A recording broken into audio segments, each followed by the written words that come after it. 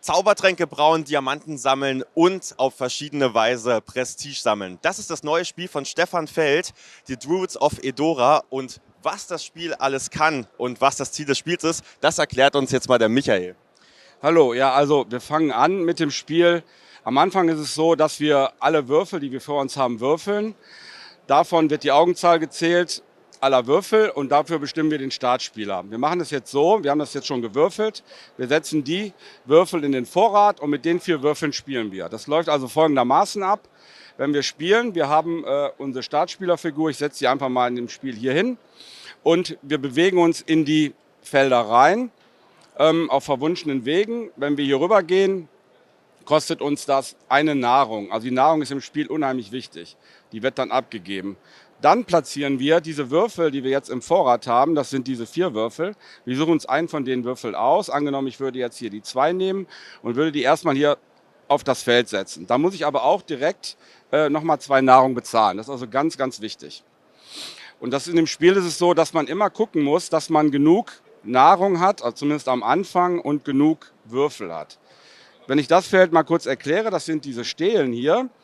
Wenn ich hier drauf gehe, kann ich mir eine von diesen Stelen wegnehmen. Die setze ich mir zu meinem Würfel und damit kann ich eine Sonderfunktion freischalten. Die ist aber nur einmalig im Spiel.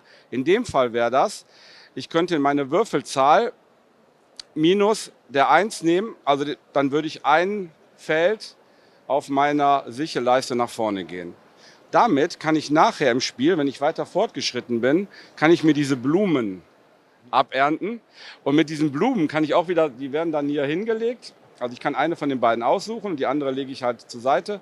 Und das schaltet auch wieder Sonderfunktionen frei. So, und dann ist es so, dann ist mein Zug beendet. Ich habe jetzt einen Würfel weniger und ich habe auch schon weniger Ressourcen. Dann ist der nächste Spieler dran. Und ich mache das mal so, der startet jetzt von da oben. Ich gehe mal kurz eben hier rüber. Der kann halt auch seinen Würfel, der fängt dann hier an, setzt seinen Würfel rein, zahlt auch ein und legt jetzt zum Beispiel die 6 hier drauf. Dann seht ihr da ist halt dieses Sichelfeld. Der kann dann auf seiner Leiste da nach vorne laufen, also 3 Felder, 1, 2, 3 und kann dann von den 4 Blumen 2 aussuchen und kann die auch dann halt freischalten. Also sprich, ich habe nicht nur die Blumen, ich habe ganz viele verschiedene Möglichkeiten, wie ich an weitere Ressourcen komme. Verschiedene Möglichkeiten. Du kannst, nachher kannst du hier diese Trauben sammeln. Es gibt halt Traubenfelder hier oben. Mit diesen Trauben kannst du dann nachher, wenn du mit deinem Würfel mal hier hingekommen bist, zum Beispiel auf dieses Feld, kannst du die Trauben brauen und bekommst dann halt so einen Zaubertrank und der hat auch einmalige Effekte. Also zum Beispiel hier, wenn du 6 Trauben gesammelt hast und richtig gut bist, kriegst du 25 Siegpunkte. Und die setzt du auf der Siegpunktleiste, die einmal ums Spielfeld rumführt. Dann kann man noch Prestige sammeln. Man kann mit den Würfeln, kann man hier diese Dohlen halt verbinden. Man bekommt dafür auch noch Punkte. Also es ist schon, sagt man, Kenner-Plus-Spiel, also wie Stefan Feld es immer so schön macht. Du kriegst für alles irgendwas und und willst alles haben, kannst aber nur 2 oder 3 Sachen machen, eigentlich. Dich konzentrieren, weil das ist einfach so viel.